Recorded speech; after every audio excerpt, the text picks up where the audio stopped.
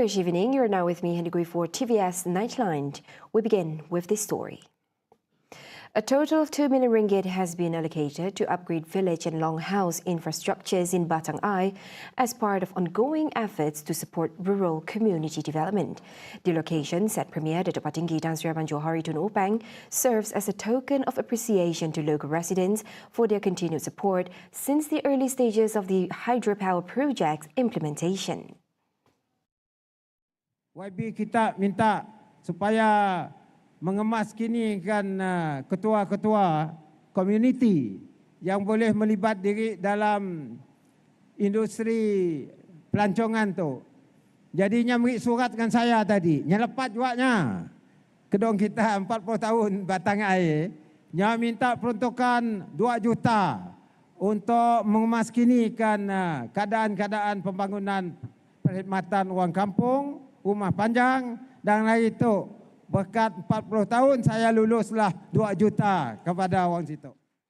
In his speech during the 40th anniversary celebration of the BATANG Hydroelectric Plant HEP 2025, Abang Johari also proposed developing BATANG into an ecotourism destination supported by better infrastructure, including the construction of a new airport in Sepau. This airport is expected to reduce travelling time from Sepau to only 30 minutes via Twin Otter. At the same time, the Premier also shared plans to revive an old hotel in BATANG to further boost the area's tourism sector. Now, the ASEAN International Film Festival and Awards AIFFA 2025, set to be held in Kuching, is part of Sarawak's push to strengthen its tourism and creative sectors through a globally recognized platform. Minister of Tourism, Creative Industry and Performing Arts, Dr. Sri Abdul Karim Hamzah said the festival supports ongoing efforts to position the state as a destination rich in arts and culture. The event, he added, is expected to generate significant economic and cultural benefits for the state's tourism and creative industries, while serving as an important platform to elevate Sarawak as a creative industry hub. Jadi ramailah yang artis-artis mereka yang terlibat production house, sama ada daripada Malaysia, daripada Singapura, Indonesia, Filipina, Thailand dan negara-negara lain dalam ASEAN. Saya difahamkan ada penyertaan daripada 200 filem. Kalau semua producer ini dan kru mereka datang, memang akan sedikit sebanyak membantu industri pelancongan di Sarawak sedikit sebanyak ya. Meanwhile, AIFFA Festival Director Livan Dajang announced that over 200 ASEAN films are expected to be featured this year, alongside the introduction of new award categories, including the ASEAN University Award for Student Short Films and the Borneo Documentary Award, highlighting documentaries made in Borneo. Kali ini kita ada 2 program baru, iaitu ASEAN Unifest Award untuk university student, pelajar universiti di ASEAN, short film, dan kedua Borneo Documentary Award, dokumentari yang dibuat di Borneo. AIFFA 2025 is scheduled to take place from 12th to 15th November 2025. This year's festival will feature renowned Hong Kong actor Simon Yam as the AIFFA 2025 icon, alongside gala night performances by Dato' M. Nasir, Indonesian singer Ruth Sahanaya and various ASEAN artists.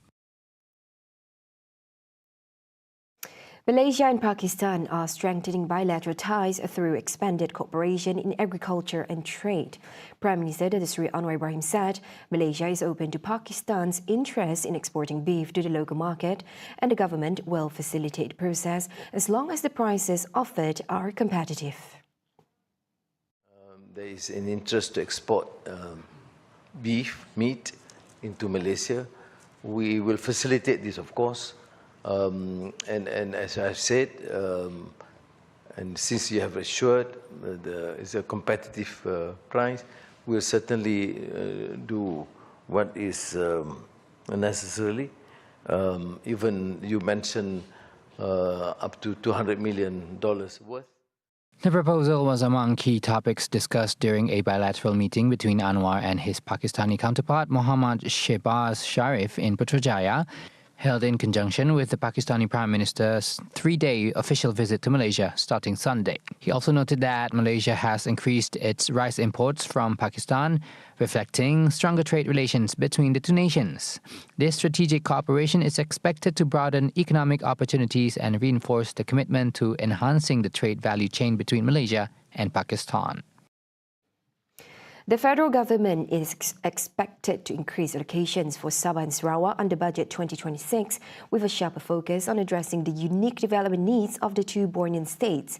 Deputy Prime Minister Datuk Seri Fadillah Yusof said the budget will prioritise critical infrastructure projects such as flood mitigation, water and energy supply and rural development, all of which are essential to improving the quality of life and closing the development gap between East and Peninsular Malaysia. He stated that Sabah and Sarawak are hoping for a substantial allocation, not just for administrative purposes, but also to carry out projects that can address local challenges. With every budget presentation, each state hopes for sufficient allocation to undertake projects that can resolve various local issues. Belanjawan sudah pasti harapan setiap negeri, bukan saja Sabah dan Sarawak, mengharapkan peruntukan yang besar untuk bukan saja untuk pentadbiran negeri-negeri tapi juga untuk projek-projek bagi menyelesaikan permasalahan yang dihadapi oleh setiap negeri, sama ada dalam konteks banjir, tenaga, bekalan air, pembangunan dan juga bantuan pada rakyat. Semua memang mengharapkan sedemikian. Fadillah added allocations for Sabah and Sarawak are expected to increase from previous years, taking into account the vast area and the needs of the people. The Sabah State Legislative Assembly has officially been dissolved effective today, paving the way for the democratic process of the 17th Sabah State election. Sabah Chief Minister Datuk Seri Haji Noor confirmed that the dissolution was granted with the consent of the Yang di-Pertuan Negeri of Sabah Tun Musa Aman following the near completion of the 5-year term. Dengan perkenan Tuan Yang Terutama Tun, Dewan Undangan Negeri Sabah ke-16 akan dibubarkan berkuat kuasa pada hari ini.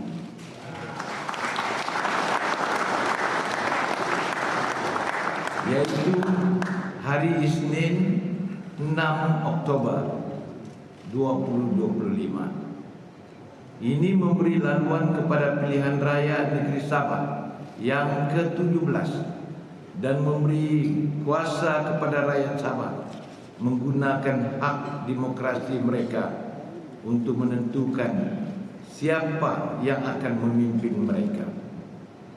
Hajiji added that during his 5-year tenure, the Sabah government has focused on the implementation of the Sabah Maju Jaya SMJ development roadmap, emphasizing a holistic and inclusive approach. The SMJ focuses development in 3 main pillars, namely development in agriculture, industrial and tourism sectors, development in human capital, and the people's well-being, as well as infrastructural development and green sustainability. Sabah's economy is now stronger, he reiterated, with increasing new investments, job opportunities and improvements in education and social welfare sectors. These achievements, Gigi added, was due to the strong support and spirit of the Sabah people who are determined to see their state progress and remain competitive. The Freedom Flotilla Coalition FFC humanitarian mission sailing to Gaza is expected to enter the yellow zone in less than 24 hours. MyCare CEO Kamarul Zaman Shaharul Anwar said the mission, involving 9 vessels, including the flagship Conscience and the Saad, aims to reach Gaza before the weekend. The FFC is targeting arrival by Friday or Saturday, as those are non-working days in Israel, which could complicate access to legal aid if the mission is blocked. Meanwhile, as of 2:20 a.m. Malaysian time, the vessel Conscience is located about 250 nautical miles off the Gaza coast. Conscience plans to slow down its journey to wait for the other 8 boats, including Saad, which is 1 Malaysian on board, before sailing together towards the yellow zone. It was also informed by Malaysia's chief delegate, Professor Emeritus Dr. Muhammad Alauddin Muhammad Ali about the presence of several drones above the vessel, which was aimed at putting fear on the mission's participants. Activists on board of Conscience have also conducted live streaming with the Al-Adha hospital in Gaza, and the hospital authorities reported that their clinics are running short on medical supplies and equipment. They were informed that the hospitals had to resort using conventional methods to treat the patients, besides relying on the ingenuity and creativity to modify existing medical equipment. 8 Malaysians are on board the vessel Conscience, which departed from Porto Otranto, Italy on September 30. They are Muhammad Alauddin, Dr. Fauzia Muhammad Hassan, Dr. Hafiz Sulaiman, and Dr. Ili Shakira Muhammad Suhaimi, who are all medical doctors. Professor Dr. Monafandi Saleh and Dr. Noor Hashima Ismail, who are lecturers, MyCare trustee Noor Sham Abubakar, and journalist Shafiq Shukri Abdul Jalil. Another Malaysian representative, Dr. Mazia Muhammad, is aboard the Saad, which left Catania, Sicily on September 27, along with 7 other vessels heading towards Gaza. In total, around 150 participants from 25 countries are part of this FFC mission, with MyCare leading the Malaysian delegation.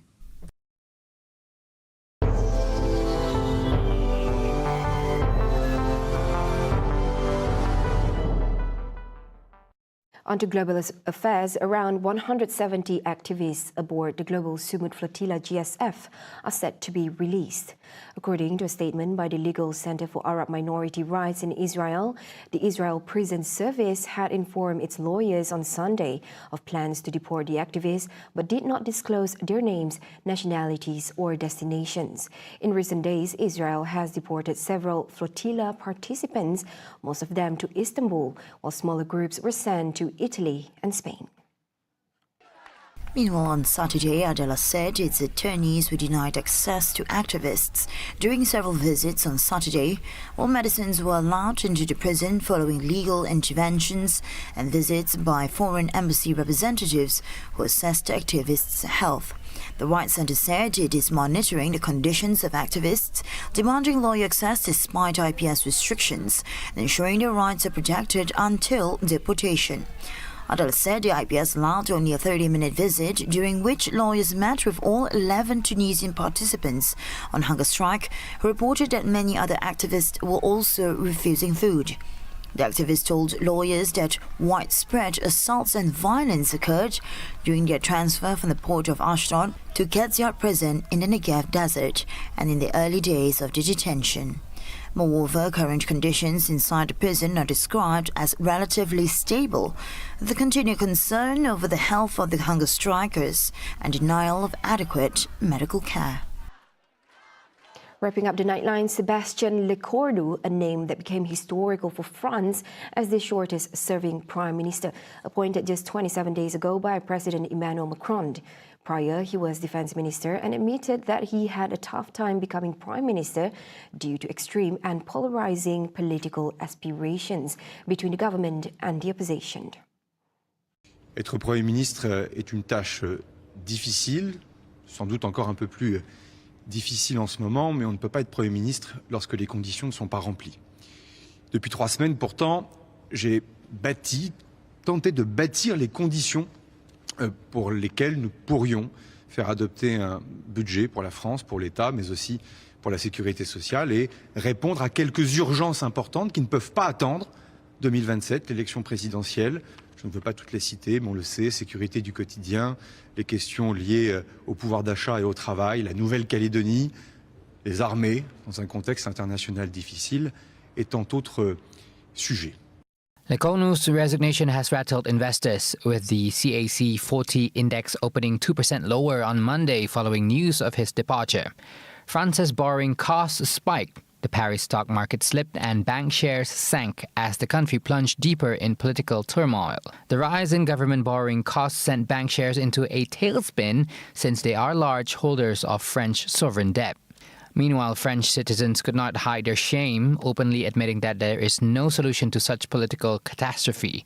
Some would put the blame on President Macron, who does not have control over the country nor his cabinet, while others think the problem is much deeper due to the high-profile resignation. C'est la 4e République, c'est tout, c'est le retour à la 4e République. Puis il y a un président qui a plus les rênes, qui a plus la main. Et donc il faut que, encore une fois, soit il part, ou alors il faut qu'il donne un minimum de démocratie, c'est redonner la parole au peuple. Attendons de voir ce qu'il va faire, notre président. Disons qu'en ce moment, c'est un petit peu dommage, on a un petit peu la risée de toute l'Europe. On riait de la Belgique, on riait également d'Italie, puis là, je pense que maintenant, on a un petit peu la risée de tous les autres pays européens. Oh, attendez, c'est bon. Déjà, j'étais surpris, vu que hier, j'ai vu qu'il a commencé à mettre les ministres en place et tout. Donc j'étais surpris, mais je sais vraiment pas quoi dire parce que je vois pas de solution, je vois pas de... Je sais même pas quoi dire parce que il y a tellement de problèmes, il y a tellement... Donc déjà le fait qu'il démissionne, ça montre très bien qu'il y a beaucoup trop de problèmes, quoi. Those were the updates on TVS Nightline. I'm Handy Gui. Thank you for watching. Have a good night.